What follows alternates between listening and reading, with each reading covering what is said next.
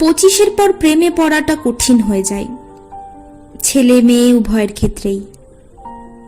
তখন কারো চোখ দেখে, কারো গলা শুনে, কারো এক ইশারাতে মন প্রাণ সব উজাড় করে ছুটে যেতে ইচ্ছে করে না। কারণ ছেলে মেয়ে দুপক্ষের মাথার ওপর তখন দায়িত্ব নামের দৈত্যের থাবা থাকে। কখন ভাববে নিজেকে নিয়ে কিংবা প্রেমে পড়া নিয়ে? তবু এই বয়সে মোটেই প্রেম হতে পারে না তা ভাবা ভুল। প্রেম এই বয়সেও হতে পারে, যদিও এই প্রেমের ধরন কৈশোরের মতো আবেগ মাখা হয় না। 3 বেলা ভালোবাসি বলা বা ঘন্টার পর ঘন্টা ফোনে কথা বলা হয় না। এই বয়সের প্রেম কেমন একটা কড়া লিকারের রং চায়ের মতো, যার স্বাদটাই অদ্ভুত, যা সবার জন্য না। এটা যাদের একান্তই প্রয়োজন তাদের জন্য শুধু। মানুষ মূলত প্রেম করার জন্য মানুষ খোঁজে না, মানুষ মূলত মানুষ পাওয়ার জন্য প্রেম খোঁজে, ভালোবাসা বোঝে।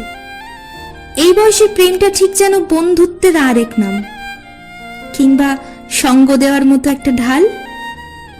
যেমন গভীর রাত অবধি জেগে কাজ করার সময় আমাদের 1 কাপ কড়া লিকার রং চা দরকার হয়, ঠিক তেমন এই প্রেমে কথা হয়তো হাতে গোনা।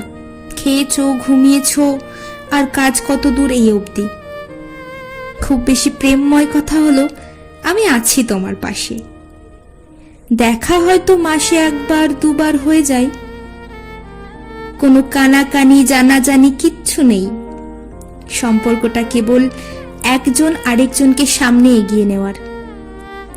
এরপর হয়তো সফলতা আসলে সত্যি সত্যি তাদের একটা সংসার হয়ে যায় 2 কামরার। তখন হয়তো মানুষ দুজন পুরনো প্রেমকে নতুন করে উপলব্ধি করার সুযোগ পায়, আবারও প্রেমে পড়ে নতুন করে পুরনো মানুষটার।